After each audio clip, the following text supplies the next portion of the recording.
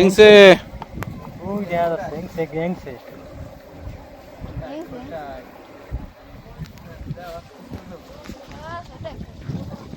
ও কোপানো না কোপানো হলো সমান, ছোট একেবারে।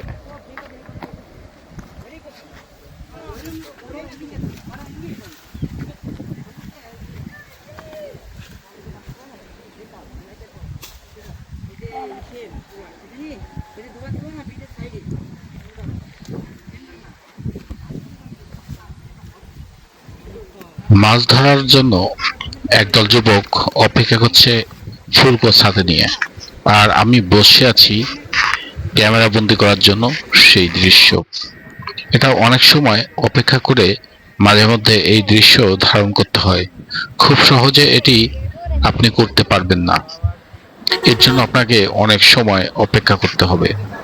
এবং এই দৃশ্য ধারণের জন্য যেমনি ক্যামেরা নিয়ে আমার অপেক্ষা করতে হয়েছে, তেমনি ভাবে যারা মাছ শিকার করে তারাও দীর্ঘক্ষণ ধরে পানির দিকে সজাগ দৃষ্টিতে চেয়ে থাকেন। যখন কোনো মাছ এই প্রাকৃতিক জলাশয়ে আসে, তখন তারা তাদের হাতে থাকা বাঁশ এবং লোহার তৈরি বিশেষ এই যন্ত্রটি নিক্ষেপ করার পর যদি ভাগ্য ভালো হয়, সেক্ষেত্রে মাছটি কোচে বিদ্ধ হয় এবং সেই মাছ তুলে আনা হয়। তো এক্ষেত্রে অনেক সময় কিন্তু অনেক মিস হয়, আবার কোনো কোনো ক্ষেত্রে এই মাছ কোচে বিদ্ধ হয়েও ছুটে চলে যায়। সেক্ষেত্রে মাছ কিন্তু পরবর্তী সময় মারা যাওয়ার সম্ভাবনা থাকে। আমরা এই ভিডিও করার সময় অনেক সময় অপেক্ষা করছিলাম এবং অপেক্ষার এক পর্যায়ে আমরা সফল হই। শুধু সফল হই নাই, এইখান থেকে অনেকগুলো মাছ ওরা কোপাতে সক্ষম হয় এবং আমরা সেই মাছগুলোর ভিডিও করতে পারি।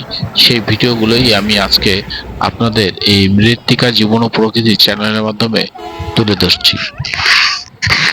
বন্ধুরা, আপনারা এখন পর্যন্ত যারা আমাদের এই চ্যানেলটি সাবস্ক্রাইব করেননি, তাদের বলবো অবশ্যই আমাদের ইউটিউব চ্যানেলটি সাবস্ক্রাইব করবেন।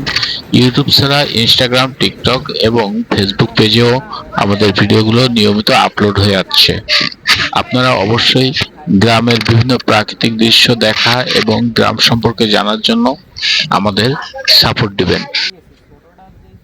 আমরা চেষ্টা করে যাচ্ছি একেবারে প্রাকৃতিক দৃশ্যগুলো আপনাদের সামনে তুলে ধরতে, এবং বিভিন্ন সময় যে সমস্ত প্রাকৃতিক দুর্যোগ হয় এবং দুর্যোগ পরবর্তী সময় মানুষের জীবন ধারণ কেমন হয়, সেগুলো আমরা তুলে ধরছি। কৃষিক্ষেত্রে বিভিন্ন প্রকার ডকুমেন্টারি আমরা আমাদের এই পেজের মাধ্যমে প্রকাশ করে যাচ্ছি।